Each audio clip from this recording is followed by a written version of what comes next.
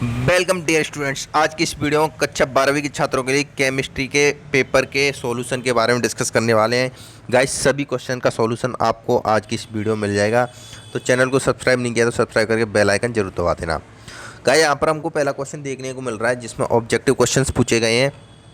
तो पहला जो ऑब्जेक्टिव क्वेश्चन रहेगा उसका आंसर थर्ड ऑप्शन रहेगा धात्विक। दूसरे क्वेश्चन का आंसर सहसंयोजक रहेगा जो कि ऑप्शन नंबर 4 है।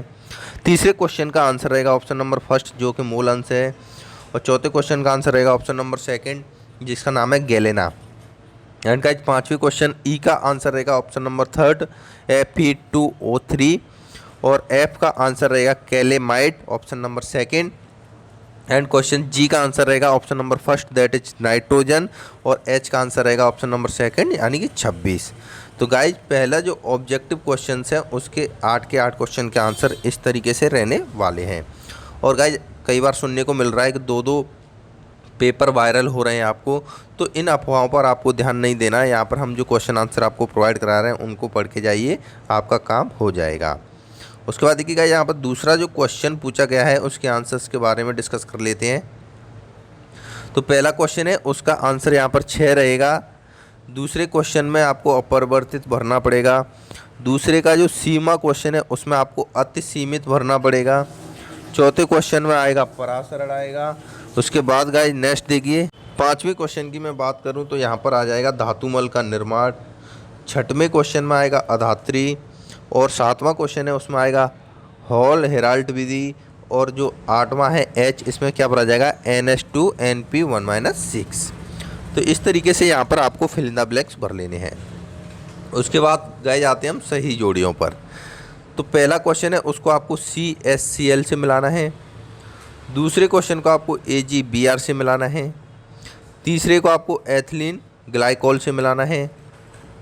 इसके बाद देखिएगा, ये जो चौथा क्वेश्चन है D, इसको आपको कैलेमाइट से मिलाना है। E को आपको हेमेटाइट से मिलाना है। F रंगीन होता है। G में 4 अयुग्मित इलेक्ट्रॉन होते हैं। और H नाइट्रस ऑक्साइड N2O से मिलाना है। तो इस तरीके से आपको ये सही जोड़ियाँ मिला लेनी है। उसके बाद गाइस, जो एक एक नंबर के एक एक वाक्य के क्वेश्चंस पूछे गए उनके आंसर्स के बारे में हम डिस्कस करते हैं। तो गाइस देखिए, पहला क्वेश्चन है डोपिंग की परिभाषा दीजिए। तो क्रिस्टल में विद्युत चालकता का गुण उत्पन्न करने के लिए उसमें अशुद्धि मिलाई जाती है। तो किसी क्रिस्टल में अशुद्धि मिलाए जाने की क्रिया ही डोपिंग कहलाती है। तो डोपिंग क्या कहलाती है? क्रिस्टल में अशुद्धि मिलाने की क्रिया को हम डोपिंग कहते हैं।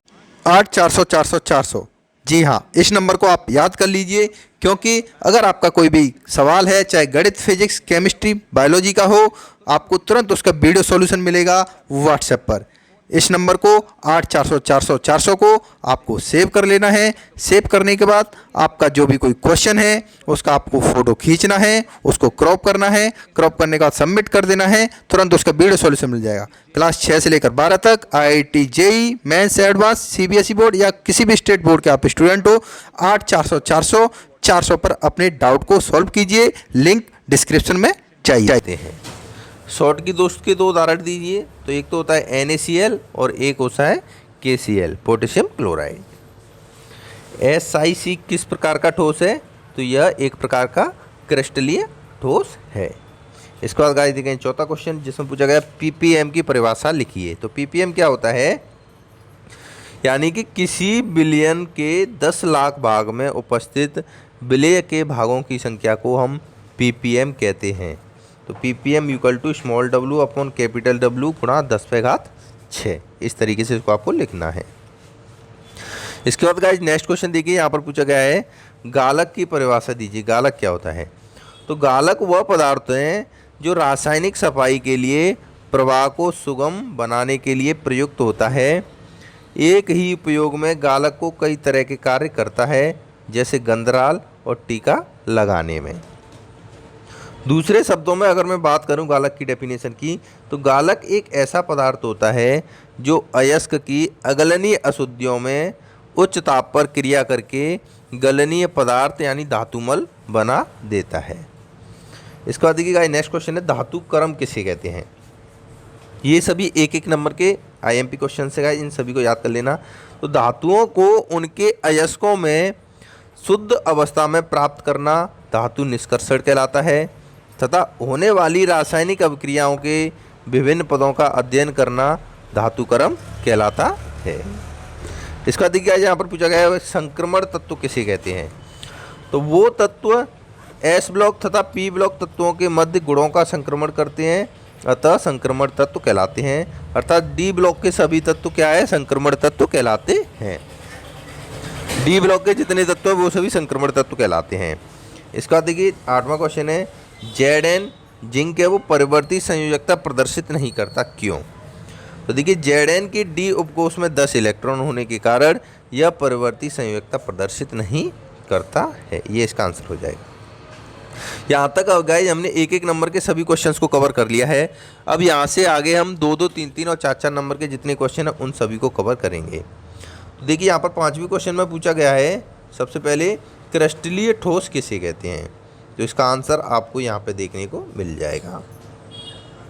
तो देखिए वे ठोस जिनमें अवयवी कण क्रमबद्ध जुड़े होते हैं क्रिस्टलीय ठोस कहलाते हैं। ये साधारणतया लघु क्रिस्टलों की अत्यधिक संख्या से बना होता है। उसमें प्रत्येक क्रिस्टल का निश्चित ज्यामितीय आकार भी होता है। इसके बाद देखिए 6वां क्वेश्चन है यहाँ पर हेनरी का नियम लिखिए। तो स्थिर ताप पर किसी द्रव के निश्चित आयतन में घुल सकने वाली गैस की मात्रा उस गैस के उच्च द्रव के साथ साम्यावस्था की स्थिति में आंशिक दाब के समानुपाती होती है। प्रतिबंध यह है कि घुलने वाली गैस उस द्रव के साथ कोई रासायनिक क्रिया न करे। तो यह नियम हेनरी का नियम कहलाता है। इसके बाद ही 7वां क्वेश्चन है भर्जन और निस्तापन में अंतर लिखिए। तो भर्जन का प्रयोग होता है सल्फाइड अयस्कों के लिए किया जाता है और निस्तापन का प्रयोग कार्बोनेट और हाइड्रेट अयस्कों के लिए किया जाता है। इसमें SO2 गैस उत्पन्न होती है और इसमें CO2 गैस उत्पन्न होती है। इसके बाद देखिएगा यहाँ पर 8वां क्वेश्चन है समूह 17 हैलोजन के तत्वों की इलेक्ट्रॉन बंधुता बहुत अधिक उच्च होती है।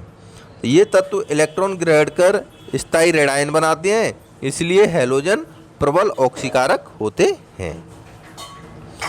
इसके बाद देखिए 9वां क्वेश्चन है तो उसमें क्या पूछा गया है, यानी संक्रमण तत्व अधिकांशतः अंतराकाशी यौगिक बनाते हैं।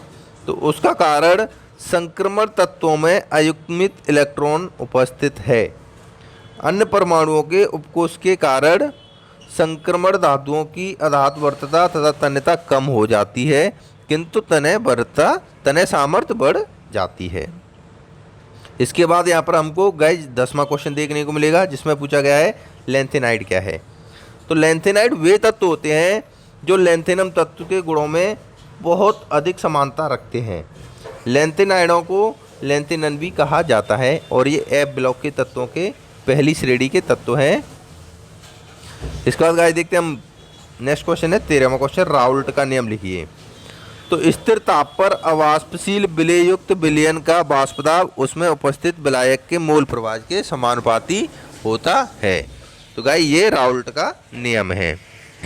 इसके बाद नेक्स्ट क्वेश्चन में यहाँ पर पूछा गया है उत्कृष्ट गैसों की आयनन ऊर्जा सर्वोच्च होती है, ऐसा क्यों।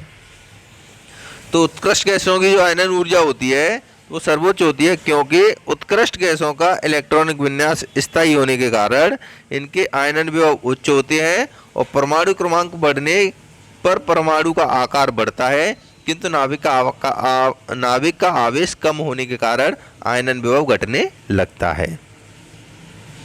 इसके बाद अगर 13वें क्वेश्चन का आंसर आप यहाँ पे इस तरीके से देख सकते हो, इस तरीके से आपको आकृति बनानी है। इसका 14वां क्वेश्चन देखते हैं ज्वरनाशी औषधि क्या है। तो वह रासायनिक पदार्थ जिसका उपयोग बुखार में शरीर का ताप कम करने के लिए किया जाता है ज्वरनाशक कहलाता है। उदाहरण में आप देख सकते हैं यहाँ पर एस्पिरिन और पैरासीटामोल। इसके बाद देखिए आदर्श और अनादर्श विलयन में 3 अंतर लिखिए।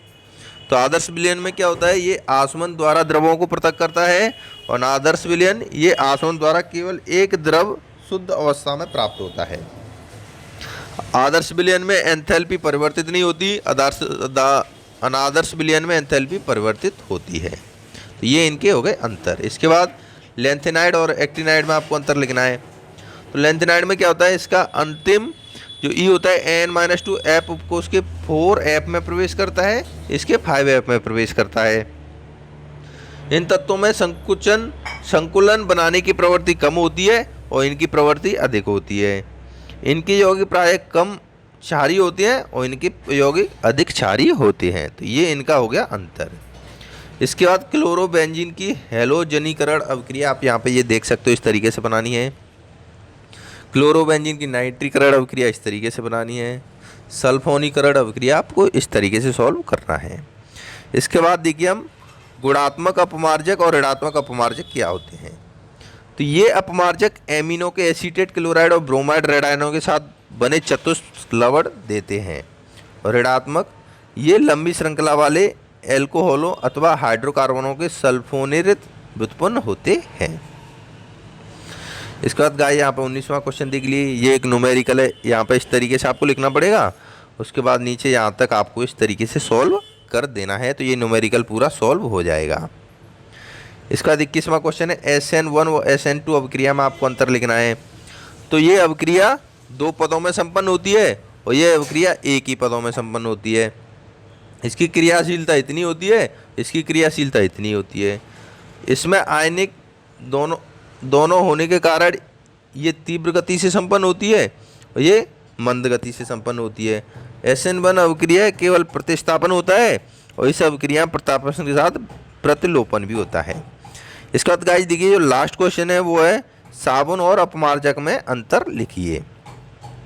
तो देखिए साबुन में क्या होता है, ये प्रायः उच्च वसा अम्लों के सोडियम पोटेशियम लवण होते हैं। अपमार्जक ये प्रायः एल्किन बेंजीन सल्फोनिक अम्ल के सोडियम लवण होते हैं। इसमें देखिए ये कठोर जल में कपड़े साफ नहीं कर पाते और ये मृदु जल के अलावा कठोर जल में भी कपड़े साफ कर देते हैं। साबुन क्या होता है, इनका जलीय जीवन क्षारीय होता है और इनका जलीय जीवन उदासीन होता है। ये तेल युक्त होते हैं और ये तेल रहित होते हैं। तो गाइस हमने आपको क्लास 12 केमिस्ट्री का कंप्लीट सॉल्यूशन प्रोवाइड कराया। लिंक डिस्क्रिप्शन में मिल जाएगी, टेलीग्राम चैनल की जरूर ज्वाइन कर लेना।